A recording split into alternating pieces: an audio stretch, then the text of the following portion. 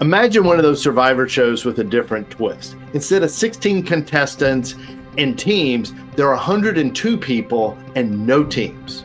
A small boat drops them off on a landmass far away from where they live. The boat leaves, they're going to be there for years, and they can only survive by living off the land and what they bring on the boat. So how do they survive?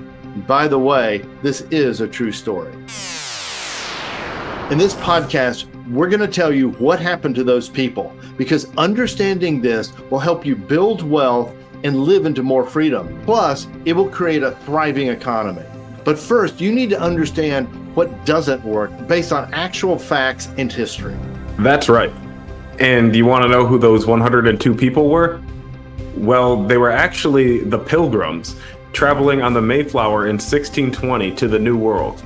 And as Professor Richard Ebling said, they were not only escaping religious persecution, but they also wanted to turn their back on what they viewed as the materialistic and greedy corruption of the old world. Yes, and what I found fascinating about their whole story was they started out as a collective utopia, and it was based on Plato's Republic and the communist ideas in it. Wait, Plato was a communist?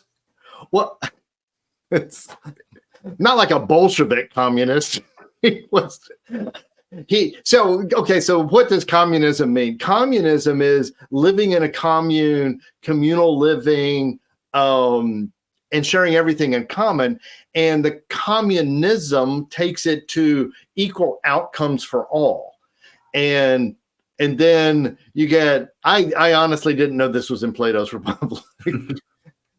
I didn't think the Bolsheviks came up with it, but their deal was they forced everybody to be a communist. So that's where it took the shift, became tyrannical. Okay, so Plato was more ideal in thinking that everybody would just cooperate and willingly want to be part of this communist utopia. Yeah, because and look, the Pilgrims are there too, because they read some things in the Bible, and actually in the Bible, in the New Testament, there's a failed community experience that happens in the early church. So this has never worked. But they wanted to try. It was all ideal, and they were reacting to the old world, and they. Yeah, and I could see how it would never work. I mean, if I was one of those 102 pilgrims and I was escaping the old world and was going to land in America with nothing but opportunity ahead of me, I wouldn't want all of my work just to go to the collective. I would think I have a chance to build something for myself. And especially if we're doing this communal like eating thing where, I mean, I know I eat a lot, so I would be out there hunting extra to make sure I get what I want. But if I have to give that to everybody else first, that would just drive me insane, and I wouldn't want to participate. Okay, AJ, hang on. Wait a minute. So you're coming from a 2024 independent American Texas transplant. And so, and look, that affects our worldview, because these guys were not Americans yet. They came over from the old world, and they had old world values, and they were honestly first and foremost escaping religious persecution, just getting out of there. So the idea that, they were idealistic. So it's like, yeah, I'm hungry and I eat a lot of food, but, I need to share this with everybody. Yeah. And in the article, Eberling was actually saying that the women felt like slaves working in this utopia or dystopia in their eyes. Yeah, I can understand. Okay, we're collectivists. We're going to try this, that sort of thing. They did it for 2 years. People are dying from starvation. Bradford writes something to the effect of, hey, we better come up with a better plan because we're all dying. And so he and the elder guys, I'm like, how many people are left? Like 3, they decide, I'm exaggerating, but they decide, hey, let's give everybody their own piece of property to raise their own food. Yeah, I mean, I would have probably proposed something like this after the first person died. Like, hey, we're not making enough food here. We need to. I'm gonna go over to this neck of the woods, and I'll take care of myself, and y'all can keep on trying whatever this is. Yeah, yeah. You would have been like a time transport guy from 2024 back into there. He actually writes, and so assigned to every family a parcel of land according to the proportion of their number. So in other words, if you had a family of 4, then you got a certain size. And if you had a family of 8, you got a larger size, right? And then he writes, this had very good success, for it made all hands very industrious. So the fascinating thing is the women, and I'm sure it was men too, who felt like slaves, were now doing the exact same work, but they didn't feel like slaves anymore because they owned the property and the results were theirs. Yeah, they could see their kids eating the food that they just went and picked. Yeah, and he says that. He writes, the women went willingly into the field, which before would allege weakness and inability, whom to have compelled would have been thought great tyranny and oppression. In other words, that's what the Bolsheviks did do. So they were not going to go become Bolsheviks, all right, and force everybody to go, raise potatoes like they did. But he could figure that out. He goes, like, before we had to make everybody do it, or they didn't do it. And that was their problem. Not everybody was helping. And so they were starving. The fascinating thing here is that when they went to this new individual property rights approach, they had more food than they knew what to do with. And there was an abundance of food that they could share with everybody. And that's the invisible hand that Adam Smith will talk about 100 years later. Where what you're referring to is Adam Smith, the father of economics, who wrote the Wealth of Nations in 1776. And in this, he's talking about economic systems, and he describes this metaphor of the invisible hand that you just talked about. And that's just this term for the self-regulating nature of markets, and how they just naturally create positive social outcomes when there's a competitive environment. And all of his work, I mean, they call him the father of economics, all of his work laid the foundation for all economic thinking, I mean, up to modern day. Yeah, AJ, the thing about Adam Smith is he's talking about pure free markets. And I think it's helpful to understand what that is, because we don't have that. So he's like talking free from government interference, free from corruption, freedom from all kinds of things. And that if you let free markets just work on their own, then they're going to self-regulate. Yeah, and that's because there's an economic incentive to do so. If you're in any way presenting an inferior product or service, then customers are going to go somewhere else, and you're going to feel the economic hits from that, and you're going to have to update your product or service to make it better. And all of this being done without anybody forcing you to. Just the fact that you want to survive is enough to force you to improve your product or service, and therefore improve the society you're offering it to. Yeah, exactly. So if you produce a pesticide that causes cancer, theoretically, under Adam Smith, that people would stop buying it. Well, actually, it was supported by the government, so they were funded and they could keep thriving. And so, but it's starting to, even though that happened, people started suing those companies, and now the piles of billions of dollars of lawsuits that they owe, is maybe starting to influence them. Maybe we shouldn't make as much of this anymore. Well, exactly what you said. They're able to get away with it because the government's funding them. Yeah. So what Adam Smith is actually saying would actually work, because if people are dying from your product, or children are swallowing small things from your product or whatever, people are going to stop buying that real quick. I mean, real quick. And you don't have to have some regulations good, but you don't have to have the level of what we have now. And here's the key point here, is this invisible hand works. And even today it works. Right, AJ? Exactly.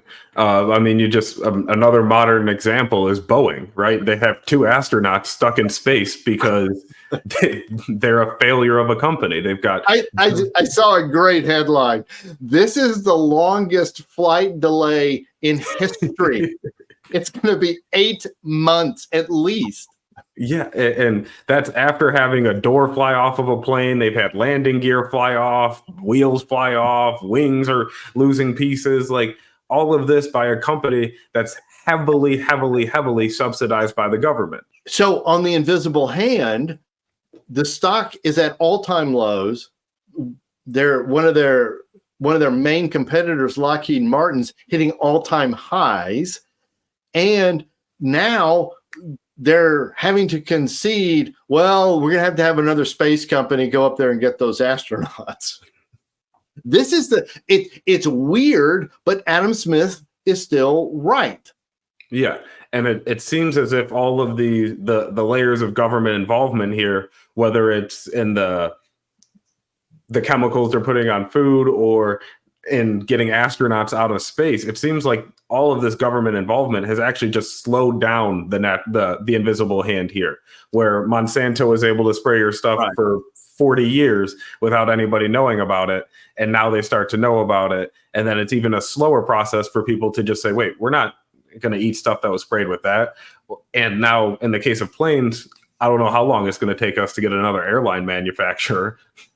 Right. Well, or they respond to the market and they stop making planes where the doors fall off. I mean, it's kind of a simple solution, right? In other words, what they've done is they've gone in and they've cut costs so hard so they have bigger margins so that their stock price would go up. But in reality, what they did has caused their price to go down. So this is, guys, what we're showing here is that this is real important to understand. But there's another thing going on. And I saw this quote from Justice Gorsuch, and he said, there's so many federal laws on the books that every American over the age of 18 commits one felony a day. 1970 to the present, we've seen maybe a doubling of the number of federal crimes on the books, not committed, just laws. So we're overlawed, we're overregulated, and it's having a huge effect on us. That's terrifying to think about, that just by waking up in America, supposedly the land of the free, the freest country ever, you're probably going to commit a crime on that day, one that could, a felony at that. And at the same time that you as a normal citizen can have that amount of legal scrutiny on you at all times, companies like Boeing have gone decades and decades of cutting corners and now are only getting any scrutiny once the doors are literally flying off of their planes. And even then, you still don't see people going to jail. You have all these whistleblower stories, and I don't know where the whistleblowers have gone. I can only speculate, but no one's facing any criminal charges for that at the moment. Yeah, and Adam Smith kind of foresaw what we're talking about because he said monopoly is a great enemy, because the only way good management can be universally established is through free and universal competition, which forces everyone to have recourse.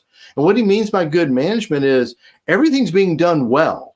He's not talking about like management versus leadership or anything like that. He's just talking about that everything functions well and it's done well. There's integrity, there's honesty. But when you start having corruption between big government, big business, big tech, big whatever, yeah, you got a problem. But it's fascinating to me, the invisible hand still works.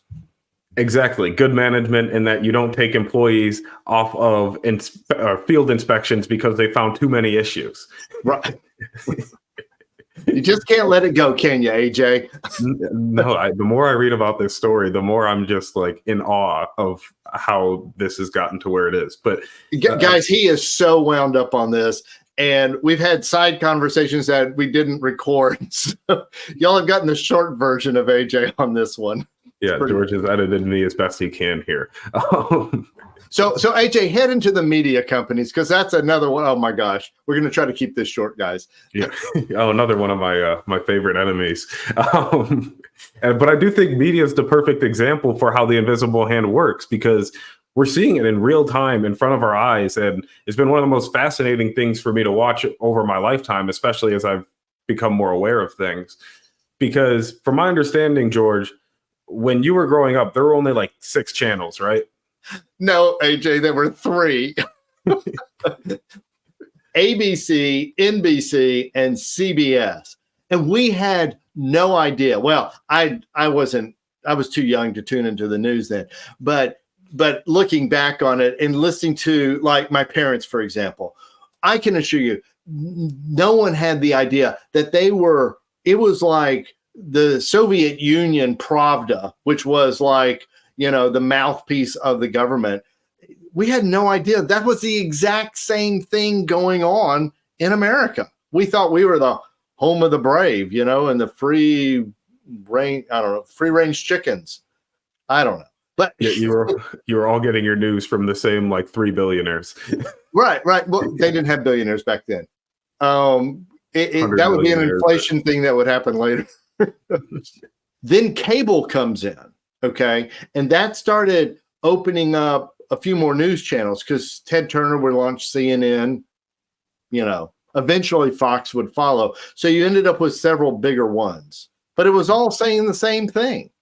Got it. Yeah, they were all saying the same thing. It was all the same news cycle. They were just covering the same stories from different angles and packaging it maybe a little bit different, but it still wasn't that substantive. And then even when you go to, like, the business channels, you would think, this is the business channel. They're going to be a little more detailed. They'll give you more information. It's not going to be just the headlines and the talking points that they have on the main news channels. Yeah, now you're swerving into my lane because the financial advice, the business advice is terrible. It's such a high level on that. Yeah. There's literally a reverse Cramer ETF where people do the exact opposite of what Jim Cramer does on CNBC, and it's profitable. It's in the green. I bet they're making millionaires. He is wrong on everything. But how do you fail upwards? I mean, we've got that all over this country. Yeah, but that's their business model, is it's failing upwards, and that's how they're not delivering the content that we as small business owners actually need to hear. They're only delivering the content that their big business, big donors, their advertisers want them to deliver, which is basically giving the corporate line. Right. Okay. So guys, this isn't just a rant. Where we're going is we want to show you how the invisible hand works and how it can work for you. So 17 years ago, YouTube started. And then about 5 to 10 years ago, you start seeing business channels. Okay. And they're small. And I didn't watch them at that time or know anything about them. But now they're big ones. And these guys, what they're telling you is not actionable. It's not going to help you grow. Oh, yeah, you're not going to make $62,347 an hour or whatever they're promising. Okay, so we want to disrupt that. So we've got a tiny channel, all right? This is your tiny business, your side hustle. We can disrupt, and that's what's happened. There's no longer 3 channels. There's 3,000 channels because of YouTube. And it's disrupting. We're a tiny channel. Like and subscribe, okay? But we want to disrupt with actionable, practical advice you can use to grow your business. And you cannot follow what you think everybody else is doing. You've got to follow what your passions are. You've got to follow what you see as an opportunity that nobody else really gets. Exactly. And as this internet opportunity has opened up, you can see all the valuation of these major media companies just tanking. And that's right, because they don't know how to compete. Once the marketplace went from a market that they completely control with those 3 channels in George's childhood to introducing the cable bundle, and they had a few more channels, but they still controlled the medium, to now with YouTube and the internet, they can't control the medium. And so there's an unlimited number of channels, an unlimited number of voices, and they actually have to compete against those, which they haven't had to do for the entirety of their business existence. And I don't think they'll be able to adapt to. And you see this in other industries. You see this in the restaurant industry. There's new restaurants starting all the time. There's old restaurants folding all the time.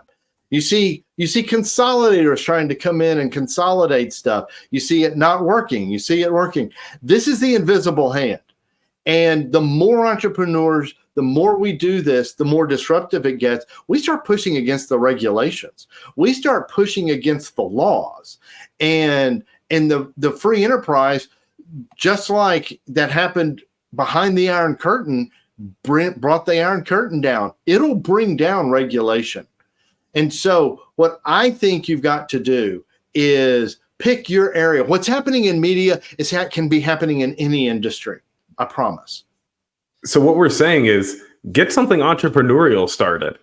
The only way to change the state of the marketplace, if you're concerned about it, is to get in there and to compete and try to make it better on your own. That's exactly what me and George are doing. We're concerned about the state of media. We're concerned about the business environment for entrepreneurs and for small business owners. And so how are we combating that? We're getting in the field and we're trying to bring our voices to the space, and we're trying to compete, and we're trying to give entrepreneurs content that they won't hear anywhere else. But overall, business is a battlefield, and you need to respond strategically and stand your ground courageously if you want to succeed. And to learn more about how you can find your position in your battlefield, operate strategically, and get business savvy, click the link down below. Take our free e-course. It's only 15 minutes and will outline the entire Next Level Navigator strategic process. Then check out this video here. It's way better than all that other hustle culture nonsense that's flooding the market right now. And in the meantime, may you live truly free.